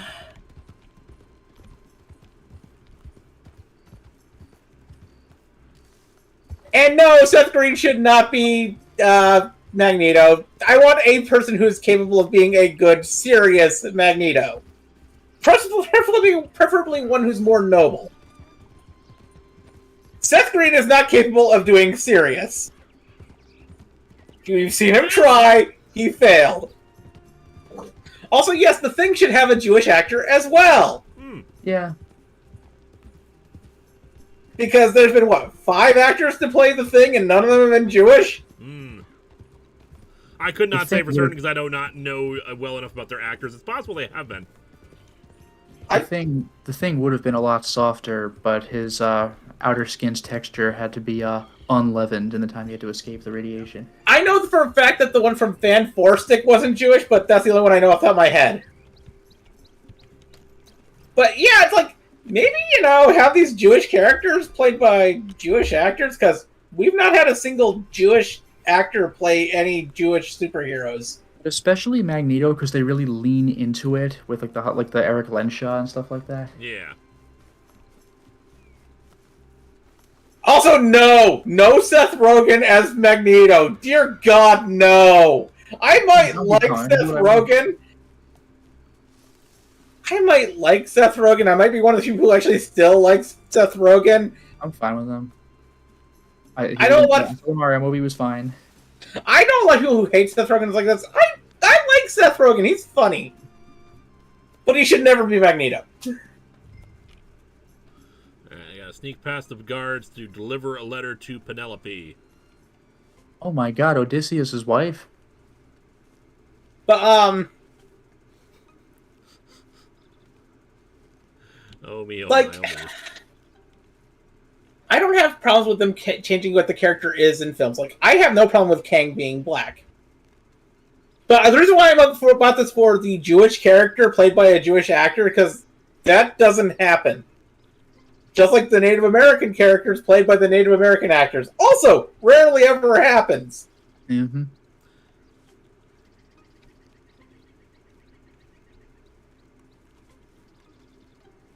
Sorry, I'm just being stealthy right now. Yeah, I just see in chat from Arthur. Hey, I got a letter for you. Stealth mission! Everyone who's not Penelope, ignore this. Ignore me! Yeah, I love how stupid that is. I think I mentioned this before, but there's a part in one of the Marx Brothers movies, I don't remember which, where Groucho just pops his head through a window. I'm spying on you! Like, just kills me. I haven't watched any of the Marx Brothers stuff in a long time. Yeah, same. It's been like since like... Well, it was since college, but I did watch like a movie with a friend of mine like a few years ago at a MagFest. Even though we went to MagFest, like, we kind of, like, the intent is to go for the convention, but like none of our other friends really went. So we just hung out in the room a lot and just vibed, and it was a lot of fun. I'm trying to remember what the last Marx Brothers film I saw was. Shit. I think the last one I saw was back in like. It was when they were still airing like old movies on, like, they'd show old comedies on Comedy Central, like back when that used to happen. Remember when Comedy Central used to show old comedy films? Again, what a novel concept. Yeah. Remember when MTV, or the M stands for music? Oh, well. Okay, well, the thing about the MTV showing music thing, like, how old has that complaint been when we are, like, I know, you know, 4 years. like, that ship has sailed. They have played no music more. They have, you know, done non-music things for longer than the time that they played music. And, like, I never even watched MTV, so it's just, like, thing people say. Heck, when I was watching MTV, it didn't just have music. I mean, I was watching it in the day when they had anime on there. Yeah, I was watching MTV when they had Daria. I watched it when they had Daria and Aeon Flux. Matthias has a comment. I forgot what movie this is. I think it might have been Duck Soup. Keep in mind, they were fighting for this woman's honor, and it's more than she ever did. It's like, woof. He would always give such crap to, what's her name? Margaret Dumont, and she, like, legitimately did not find the Marx Brothers funny, which is exactly why they were, like, so keen on having her there, because she's, like, the perfect straight man, because she, like, genuinely is not amused. One RHPS fan says, I tried to make a joke regarding the name of the villain from RoboCop, but YouTube wouldn't let me. Yeah, Dick Jones would be, yeah. I think the last Marx Brothers movie I saw was... Shit, I'm trying to remember. For me, it was Duck Soup. Tombstone McShooty, matchmaker. It might have been either Duck Soup or Animal Crackers. I forgot if I've seen Animal Crackers, but like Duck Soup is my second favorite, and A Night at the Opera, hands down, is my favorite. Oh, Clone High was such a good show, and I'm glad that it's coming back, although I'm still worried Well, I guess I am. about it. And Like, a gift. A letter and a gift. Clone High was a kind of a show that Oh, it worked in when it came out, but so it's one of those things I'm not sure to work now. a little strange, but also so human. The rest of our families are stuck in the dark ages. Well, I don't know. People tend to okay, the thing is, Perhaps. I will say this all the time. I love animated series, but sometimes animated series only work Him in the and decade they came out in. By the way, just real quick, considering all yeah. that sneaking you were doing to get to this point, you maybe want to like sit a little lower in your chair, because now you're just like standing and sitting with like the one person the family probably would be keeping an eye on. Yep, you'd think so. Like, now that I've made it here, it's like, this is such a weird comparison to make. I don't know if either of you get this, but for anyone who's played like Valkyria Chronicles, it's like you're recreating like aspects of like war. You're like moving troops around and stuff, but like a lot of the missions are get to the That sounds The- pretty complicated. location you need to get to. So you could just have one scout run through the entire map and touch the location, and it's like, oh, mission complete. Like it's like the honor system. Like I'm just imagining like the hundreds of enemy troops at the other end. Like, well, shit, he touched the flag. What are we gonna do now? Like I guess it's over. Like that's what this is. You made it to the gazebo. Well, you did it. You made it to the thing. No one can see you now because you already made it there. Not leave the area without being seen. All right, fair enough.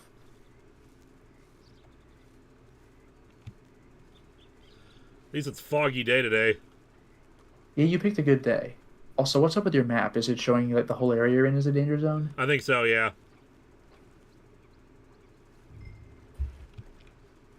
Try and leave the area without being seen. Or maybe it just means that the red is the area because it's pretty much, yeah. It's like yeah. So this is all the danger zone. Oh my god.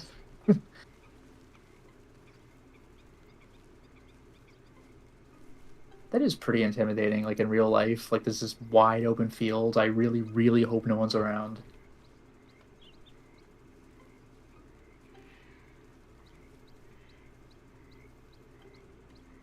Watch out for any undead pirates that might be in the fog, Arthur. This is some serious fog, though. It is. That's it. I think if I just head north, I'll avoid everything. Yeah, there can't possibly be guards everywhere. No, they don't show up on the map, at least. One RHPS fan, for a while, the M&M TV stood for monkeys. Yeah? That's a complicated thing. I think Paparina talked about it in Knickknacks, the weird relationship between the monkeys, MTV, and Nickelodeon. Huh. There was a while that, because there was a while in Nickelodeon where Nickelodeon was basically MTV, or at least, they had shows on it that were showing music videos, or at least the equivalent of music videos of the time. And the Monkees became a big presence on there for a bit. Mostly just the old Monkees episodes. And mind you, this is before Nick at Night was a thing.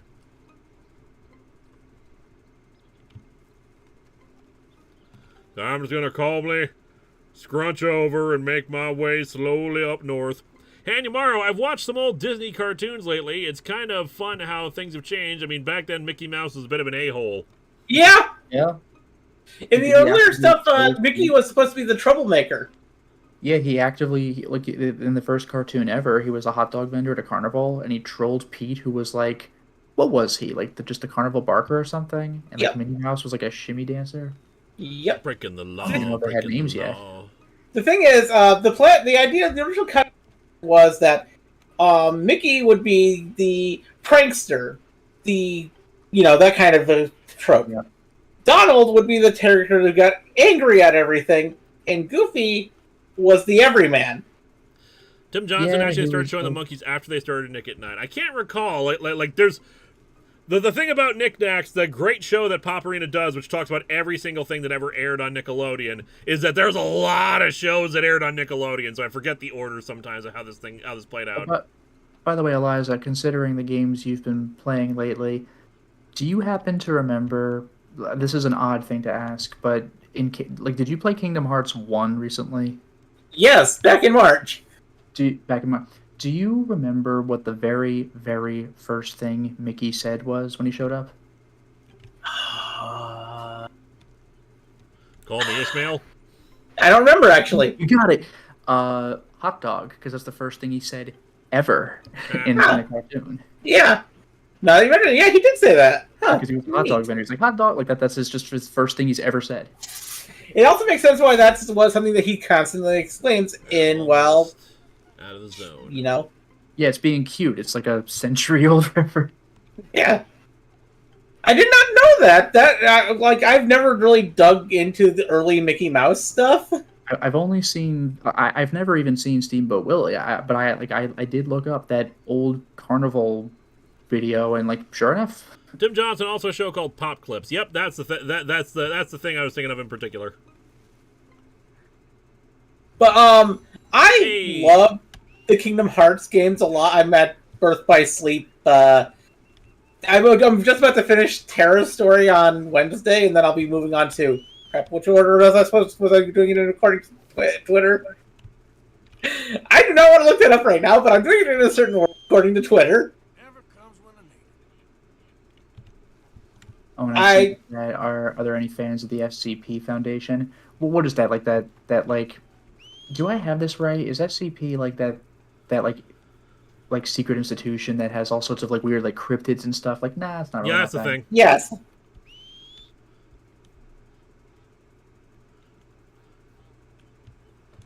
Well, here's the thing. Mickey has kind of reverted to being a prankster in the new Mickey Mouse shorts that they've been doing since, what, 2016? Yeah, that's actually very clever. And they actually reverted him to looking more like he did back in the day. Like, seriously, you can find these new Mickey Mouse short cartoons. They're really good. And they kind of go back to the way they were. Mickey is a prankster, Donald is hot-headed, and Goofy is an everyman. That was the order that I was told to do it by by Twitter. Terra Ventus and Aqua. Thank you, whoever. Yeah, as soon as somebody posted it online, well, not somebody. I mean, like when I posted the poll for that back, like what was that in like November? I posted that. What a weird day for Arthur. He's gotten like 2 new jobs. He's both he's become a deputy and he's become a mailman. Well, but you know what he can't become? Not wanted for some fucking crime. Now all he's doing is join the Western Union. Yeah. On that note, I should probably recharge the Deadeye. Do that later. But I just can't wait until I get to Kingdom Hearts 3 because I really want to play it.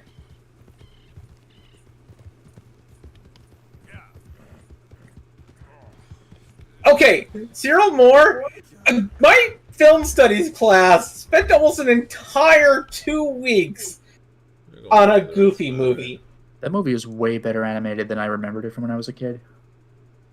And this was back in like, what was it, like 2007 when I was in that film studies class in college.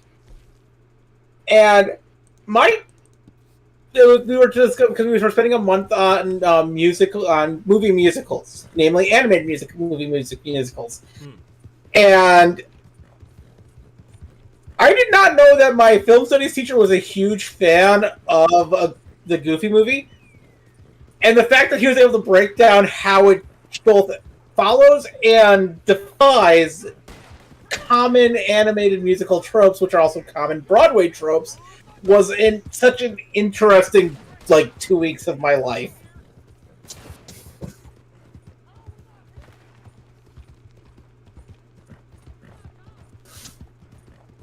I'm about to say, Cinderella 3 best Disney sequel ever. Cinderella 3 is a wild premise that shouldn't work, but kind of does. It is somehow better than the original Cinderella. It is the best Cinderella movie. Original Cinderella is kind of bland, although it does have some catchy songs. It's been so long since I watched any of that, so I would not remember or know. Remember that time Cinderella doesn't have ears? Okay, Infamous Mike and Chain of Memories, what you do is use cards. Any favorite comics outside of superheroes? Gargoyles, Sonic, Power Rangers. Lots of manga. There's a Mika quest out by Strawberry. Wasn't sure if you knew. If you did it already, just thought you should know. It's a wagon heist job. I'm gonna avoid Micah whenever possible because he keeps causing problems. God damn it, Micah. Lots of horror. I read lots of horror comics, and then I immediately have nightmares about reading all those horror comics. Yeah, Ice Cream Man, that shit, that shit gets wild. I absolutely love Junji Ito, and then I regret reading Junji Ito. I don't usually get freaked out by Junji Ito stuff, but I gotta say, Gyo that was fucked. I think the one that scared me the most was the one with the chair maker who builds a chair that they put themselves inside of. I don't think I've read that one. I've read Tomie, Gyo, and Uzumaki, I think, are the big 3. And then I think I might have read some short stories or whatever. Have you read the short story that was the Lonely Persons Club? I don't think so.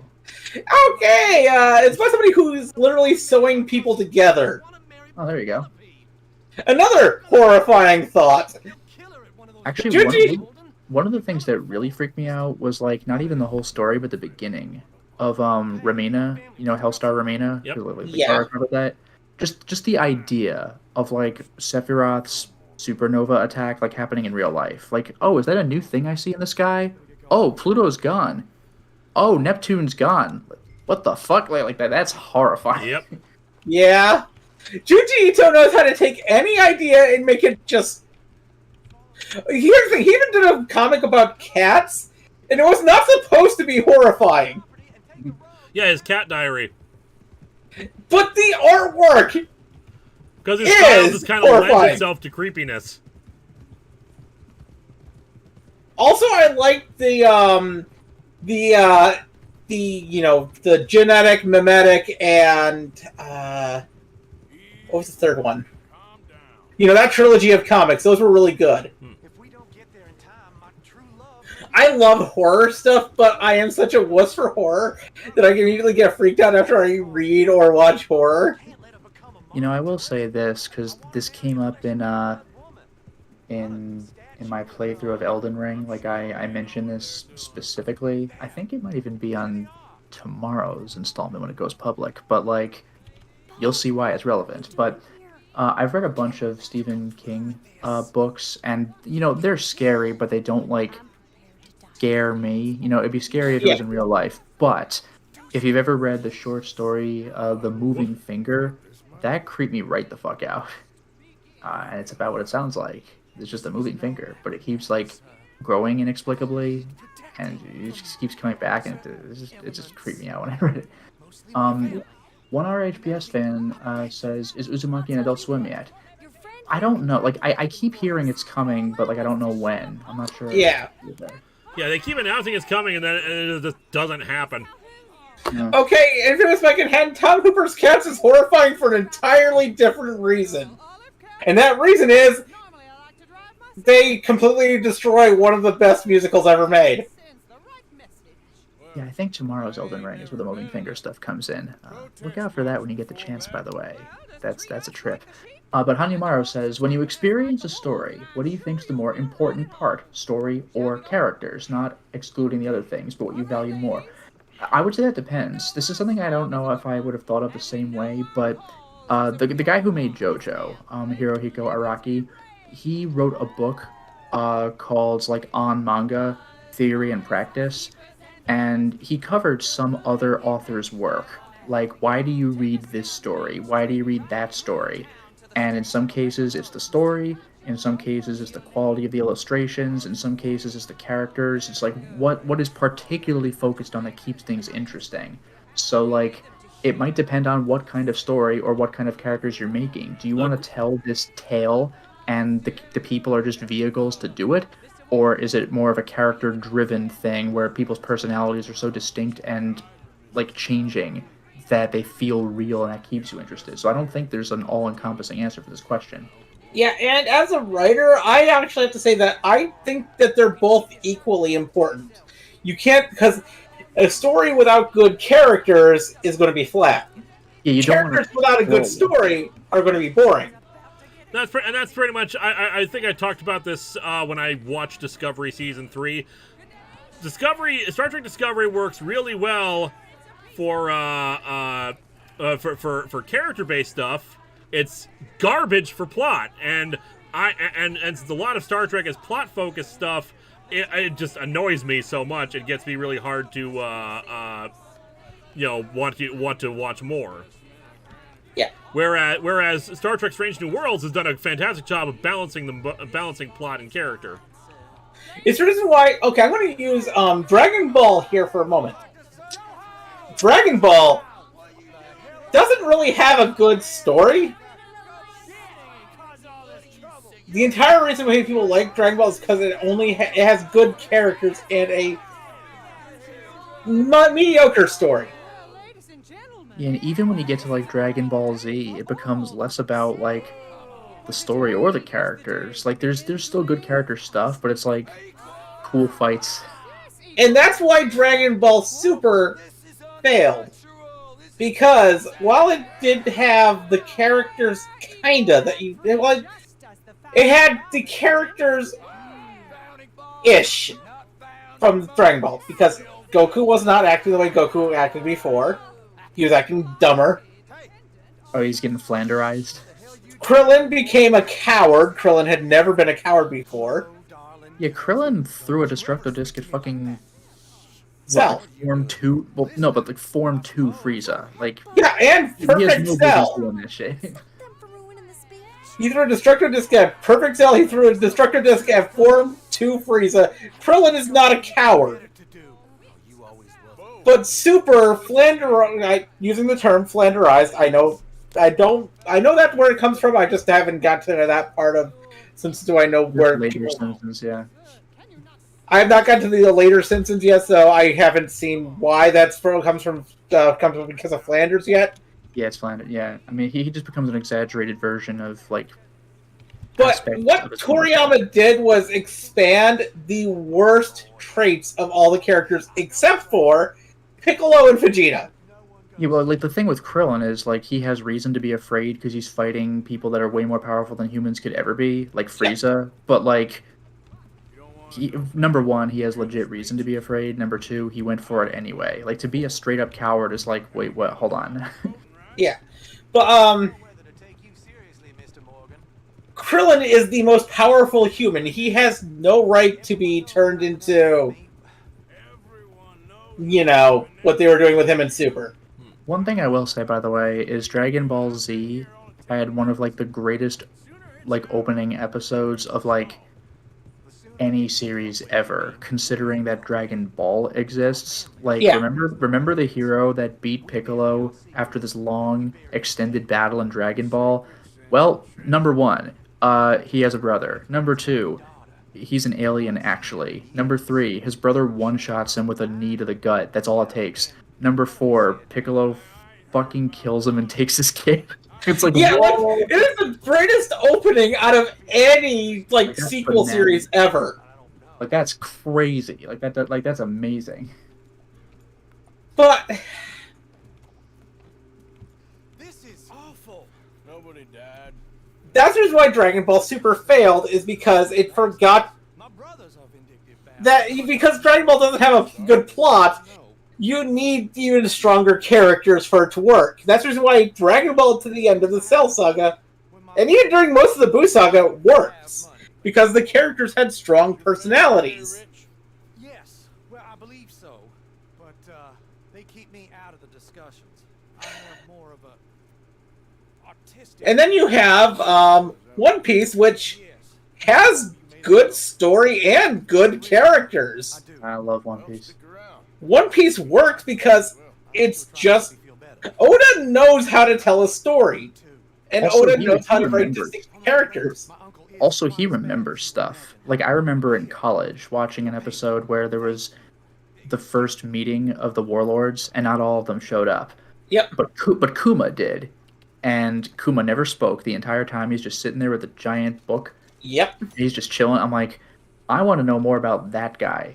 And you get nothing for, like, 200 episods. 200. Yeah. And then he finally shows up. And he's like the scariest thing you've ever seen up to that point. I'm like, damn, alright. Like, here's the thing. They tease Frankie all the way back during Laboon. Guys, we're gonna go see Lenny. Do it. How many Yes! Lennys? How many Lennys? Lenny! That's the running gag. Anytime Lenny's involved is the first person from now on. Oh, I want there to be at least 10 Let's meet Lennys. at the bar. No! For those who haven't caught up on One Piece, I am not going to talk about the spoiler that happened last year.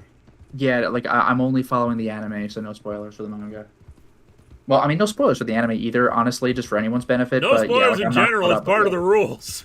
Yeah, and One Piece is just one of those things that you don't spoil because everyone is at different points of One Piece and you never know where anyone is. Because it has been running for 25 years. Yeah, One Piece. I think the first time I saw One Piece, I was in like late middle school, early high school, and I didn't know what it was. It was like one of the Road Town episodes where Zoro Yeah. gets the sword Ah, from the damn shop, it. and I was like, "This is kind of interesting." Yeah. I got into One Piece because Oh no! Oh, you're still Liter- good. Okay. Oh literally I came across this was back when I was in high school and I did a lot of pirating. I don't get it. I pirated animes a lot back when I was in I don't high school. understand these words you're saying. We don't support any kind of activities on the Seven Seas. Yes. I genuinely Definitely don't do that. I definitely have never gone down the I genuinely thought you were making a pun. and I came across One Piece entirely on accident. Okay, now the $30 I got for helping that kid have just gotten taken away. Ugh, that's what you know. You be a nice guy. You try being nice. Look what happens. And the funny thing is, I didn't come across the initial anime or the initial manga. I came across that OVA that before the anime started. Mr. Redemption. No Oh, good I love deed. the One Piece rap. Actually, you know what's kind of funny is my experience with Fist of the North Star was a friend of mine in college had seen like small clips from it, and the animation was kind of jank because it's from like a weird period in the 80s. So he was like he proposed watching it because we thought it would be like Mystery Science Theater material. Like we thought it would be like Something you just could riff on goofy. with a friend. And yeah, and it ended up being fucking amazing. It's just One of our really HBS fans, so much for not shooting the deputy. yeah, that's the songwriters, man. They didn't know what they were talking about. Yeah, it seems like they shot the deputy and not the sheriff. We run into them This again. I'm just is gonna all goddamn wrong. shoot them in the face. I don't like this. But at the time, I was actually looking for, I believe I was looking for more Sailor Moon stuff to watch Okay. when I came across One Piece. Actually, my big lucky break, considering like retroactively, was JoJo, because like we stumbled across. I think I saw footage of the fighting game, like the PS1 fighting game at the time, and I was like, oh, this looks interesting. And then I looked into like scanlations of the manga because it'd be a good decade before we got the part 1 manga. And even part 3 was getting pretty obscure by that point. Like, not that anyone talked about it anyway. But we had managed to find fan subbed versions of the OVA, but eventually we saw it was for sale at Right Stuff. So like my friends and I, like 3 of us, like bought like the box set, and then it was never legally sold again, except for like piecemeal at like conventions. Alex Atwood. Hey, Lewis, you're my favorite deputy. That's pretty good. Somebody poisoned the water hole. There's a snake in my boot. Yeah. Lenny! But yeah, like, to this day, I got the OVA, and I recently showed it to a friend of mine who now lives in California, and I'd be happy to show it to either of you should you be so interested, because it's a different interpretation of the Part 3 anime that has come out on things you can actually watch. But yeah, I would love to watch it because I like watching a lot of older anime because I got into anime in the 90s. Yeah, well, technically, I got into the anime in the when I first saw Robotech in like '89 when I was 4. Thank you, Arthur. Your camera placement had blocked old man ass. Well done, video game. But it was mostly things like Slayers and Slayers is the shit. Slayers is so good. Slayers is Slayers so good. Slayers is really what drew me into anime so much. Like Slayers in this one anime that I felt okay. There's this one anime that made me really feel like I was older just for watching it. And that was Project Echo. Yeah, I know what that is, but I haven't seen it. But that was for older audiences, wasn't it? Yes, but it was also the first anime I ever saw that seemed to like really lean into sapphism. It was like, because here I am, a little girl, who realize I'm a lesbian, and then there's this anime that's like all lesbian all the time. I don't like. I'm trying to like. I've definitely seen things that have like allusions to it, but I don't know if I've watched a show where like that was the point. Oh, Hanyamaro says it's also funny to think that a lot of characters seem more memorable when they don't seem to have a lot of characterization, like classic Disney villains where they're just, evil. That was my thinking. You're not wrong, but thank you so much, Hanyamaro. But Slayer's so good. Slayer's is freaking excellent. And hot take here, by the way, legit hot take. I do not mind David Moo as Zelos. I've never actually watched Slayer's dubbed. I used to only watch it dubbed because I had the VHS tapes, so it was Same. one or the other. So like I had gotten 1 through 4, so like, and it was English. So I'm like, well, okay, I'm gonna follow it with English. Did you get them through that movie service that sent you a new anime tape every? No, I got them at like Suncoast, but since then I got the DVDs. But like Zelos, like Lewis, did you see Slayer's Next? Yes. Yeah, so you know who Zelos is? Yeah, of course like I know. of course I know who Zelos is. Okay, because we Now see that- what the series. Yeah. As it happens, right, though, so, we're like, gonna call it a night. I think it's auto saved my location, which is why it's I can't I can't manually save here, but I think it saved my location for the start of this mission. If not, then well, we can just come back to it. Yeah, fair enough. Hopefully this says the autosave is at A Course of True Love, so you're at least involved in that. Yeah. Yeah. All right, we are going to call it a night here. Just in general progress report on everything. The next review is going to be the non-Superman stories of Action Comics #1. It's a Patreon-sponsored review. And Nice. I have finished up preliminary editing on that. I'll work on primary editing tonight and tomorrow. Also, sometime this week, I haven't decided when exactly, we're going to do an additional stream where we're going to do some commentary on old storylines. It's the 15th anniversary of Atop the Fourth Wall this year. I don't have any big storyline stuff planned for it other than finally finishing up the Contest of Champions, which Game Show Reviewer is working on the effects of that. I sent them I sent some of the finale stuff his way. But I figured, you know what, let's look back. Let's do, Team 4-Star has been doing all these commentary streams on all their old stuff. Let's look back at old storylines and do commentary over those and, like, give some insights and all that jazz. So, at some point this week, probably Wednesday or possibly Friday, we will see. We'll do that, and hopefully you will enjoy things. How's the 3D printer? My new cable for it arrived, which I will try out later and see if maybe that is the issue. If not, we're coming close to the point where I'm just going to have to buy a damn new one. Because I don't know what else to do at this point.